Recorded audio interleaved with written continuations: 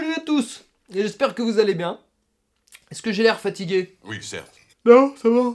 Bon, je vous ai habitué à un bon rythme avec quand même un paradoxa par semaine pendant 4 semaines. 5 si tu comptes le complément du dernier épisode sur la bourgeoisie que j'ai posté sur ma chaîne secondaire, au cas où vous l'aviez pas vu. Mais là, entre les vacances des enfants, des gros travaux que j'ai entrepris dehors, et puis des petits boulots à côté, bah j'arrive pas à suivre. Et puis de toute façon, je me mets pas non plus la pression. Après, comme j'avais 2-3 petits trucs à vous dire, je me suis dit, je vais vous faire une petite vidéo vite fait, bien fait. Oula, fais gaffe, tu t'avances là. Ouais, c'est vrai. Je me suis dit, je vais vous faire une petite vidéo vite fait, mal fait. Voilà. Oh mais non, ça va pas aider ça. Bon, pour revenir au paradoxa, qui plaise beaucoup, ça c'est cool. C'est vrai que le dernier a fait un petit peu plus polémique, mais mon explication sur la chaîne secondaire a bien arrangé les choses, on va dire. Vous avez mieux cerné ce que je voulais dire. Et donc là, je suis en train d'écrire le 5e épisode. Ça devrait pas tarder, mais je me suis dit, après j'allais peut-être avoir un petit souci, c'est que finalement, moi je rouille pas beaucoup sur Internet. Je passe pas beaucoup de temps dessus, je vois pas énormément de vidéos.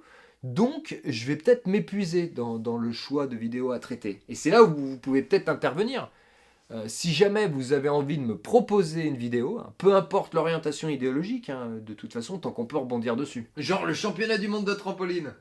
Ah ouais, t'es fatigué toi aussi. Hein. Ouais, remarque, de mémoire, t'as jamais été très en forme. Non. Ah, sinon, j'ai le prochain sujet du prochain Minute Papillon. Ouais, et ça va être du lourd. À mon avis, il n'y aura pas de monétisation, là, direct. Mais bon, je prends mon temps.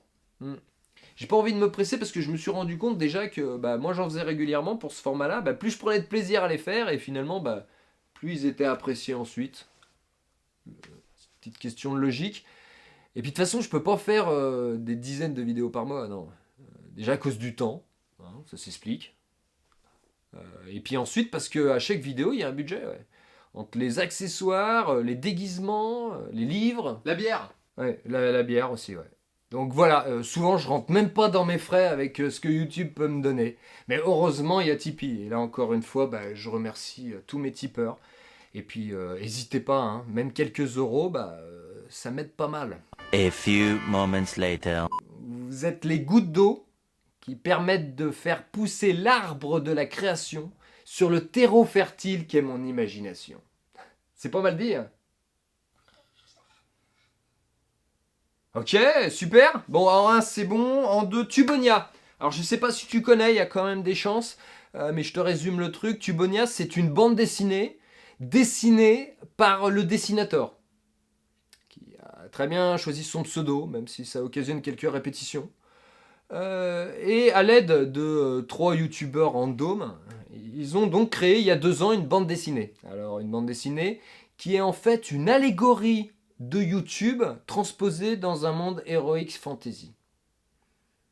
Ouais, c'est ça, ouais. Ouais, c'est ça. Et ça, ils l'ont financé via Ulule. Tu vois, un financement participatif, histoire de contourner l'industrie de l'édition classique. Et ça, c'est pas mal. Hein. Et ils ont récolté pas loin, non, plus même de 500 000 euros, je crois. Ouais, ce qui était le plus gros financement participatif du monde. Peut-être. Et ça a donné ça. Et ça a donné ça. Donc une bande dessinée, ma foi, d'un fort beau gabarit, bande dessinée accompagnée d'autres goodies. Bande dessinée qui a quand même un défaut assez important, le fait que je sois pas dedans. Non, ça part de YouTube, je suis pas dedans.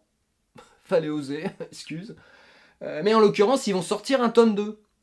Et il faut peut-être que je te raconte une anecdote qui personnellement m'a fait rire après coup. C'est que le dessinateur, il m'a appelé il y a quelques mois pour me dire Chris, j'aimerais bien que tu sois dans le tome 2.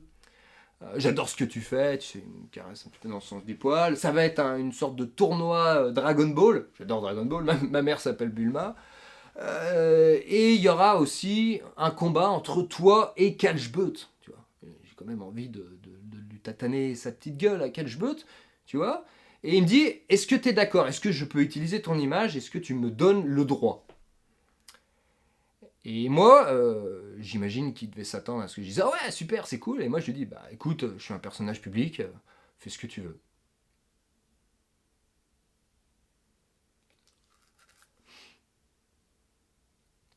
Donc ça devait pas être ce à quoi il s'attendait.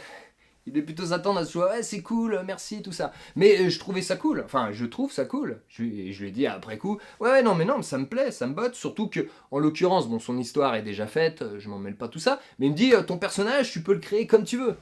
Et ça, tu vois, ça fait envie. Tu peux te personnifier dans un monde Heroic Fantasy. Bah, tu sais, c'est comme quand tu te crées un personnage sur Diablo ou sur n'importe quel jeu de rôle. C'est un moment appréciable, tu vois. Et surtout que là, il n'y a pas de limite. Et là, je lui ai dit, ah bah moi j'aimerais bien que tu me fasses en vieux. J'aimerais bien être vieux avec une barbe et habillé en clodo. Et être tout pourri et puis parler à moi-même, c'est toutes mes personnalités comme ça. Et il me dit, ouais mais moi j'aime bien, je voulais te faire en personnage badass. Oui, pourquoi pas, mais c'est vrai que dans mon allégorie YouTube, ma représentation, tu vois, ma chaîne qui évolue pas trop, les choses comme ça, je me voyais bien un mec vieux, tu vois, vieux, chiant, pourri, et puis perdu dans son monde. J'étais plus comme ça, tu vois. Et puis Clodo, parce que bah, je suis plus trop dans le star system. Je l'ai jamais vraiment été, mais je le suis encore moins, quoi. Donc je lui ai dit, ok, fais-moi un proto, puis on se colle à nouveau, quoi. Et il m'a envoyé ça.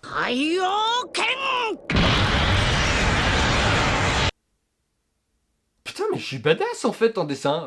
Ok, ça marche, on part là-dessus. Donc j'ai pu choisir mon propre nom, donc je me suis appelé Chris Alid, t'as vu? J'étais assez content de moi. Et puis j'aimais bien l'aspect capuche et tout, et je me lui ai dit, rajoute-moi des Chris.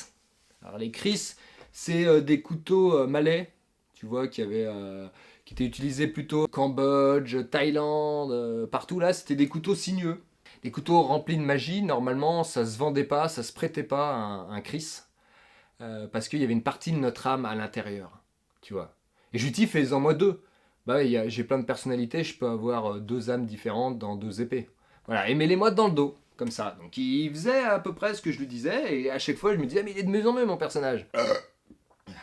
Alors je sais pas si tu écris toi personnellement derrière ta caméra, mais c'est sûr que tu fais travailler ton imagination de temps en temps. Et en fait, il y a un truc qui est super intéressant, c'est quand un univers existe déjà, bah, c'est de créer un personnage de toute pièce pour l'incorporer dedans. Parce qu'il faut écrire sa genèse, toute son histoire, pourquoi il est comme ça, ce qu'il a fait avant pour que ça définisse ce qu'il est maintenant. Sinon, ça fait un bonhomme tout plat. Et tu vois très vite, quand tu lis des œuvres, si l'auteur, il a juste décrit le présent et fait un personnage qui ne vit que dans le présent, ou si y a du background derrière. Et en plus, là où ça prend tout son intérêt, tu vois, de créer un réel personnage tout en profondeur, c'est que le dessinateur m'a parlé d'un truc qui m'intéresse assez fortement, c'est que si jamais le LUL atteint un palier assez haut, il va y avoir des spin-offs. Alors les spin-offs, c'est quand tu prends un personnage d'un monde et tu lui fais une aventure pour lui tout seul. Voilà. Et là, en l'occurrence, il y a une première vague de prévus, mais je suis pas dans les trois premiers. Je sais pas comment le dessinateur choisit son ordre, c'est pas logique, je devrais être au début, mais il m'a assuré que j'étais dans la deuxième vague. Et donc en gros, bah, il y aurait un album de mon histoire dans cet univers, scénarisé par moi et même avec le dessinateur de mon choix. J'ai déjà l'idée. Bon, si t'es du genre à pas mal avoir rouillé sur YouTube, tu vas retrouver pas mal de références. Alors, il y en a des subtiles, d'autres un peu moins. Là, Saint-Antoine avec ses quenouilles, hein, on reconnaît Antoine Daniel.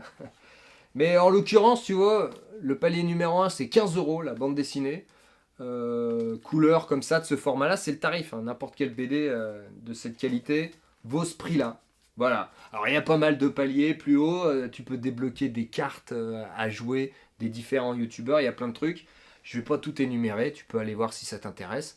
Le truc par contre, qui me concerne un petit peu, c'est si jamais ça débloquait un palier où ils ont quand même bien abusé, ça fait quand même haut, il y a peu de chance, et tant mieux, c'est que ils veulent faire un tournoi de catch, donc dans un zénith, entre les différents youtubeurs du tournoi. Donc que je me batte contre CatchBot. Alors vu qu'il n'y a pas trop de risques, j'ai dit que si je pouvais, je viendrais. Hein, et en l'occurrence, comme je me défile pas, je me ferais le vrai cosplay, hein, histoire de pas ressembler à ça, t'as vu ? Je me suis bien mis pourri avec une coupe de Godefroy pour bien jurer par rapport à ce que je pourrais être et la classe que je pourrais avoir en chrysalide. Et je me battrais pour de vrai. Hein. Je me ferais pas remplacer par un catcheur. Même face à CatchBot ou à un remplaçant du catch, moi je me bats pour de vrai. Hein. Je retaille pas. Je vous le dis. Je vous le dis comme ça. Bon bah voilà, j'ai fait le tour. Hein. Je vous mets le lien du LUL. Je vous mets le lien de mon Tipeee au cas où. Je vous mets le lien de ma dernière vidéo sur ma chaîne secondaire. Sachant que sur cette chaîne, je vais aussi bientôt faire mon 3e livre audio. Peut-être la semaine prochaine ou au plus tard celle d'après. Et puis bah sinon, si t'arrives. Ah oui, c'est vrai. C'est Halloween. Joyeuse Toussaint, profitez de ce week-end prolongé. Et à très vite.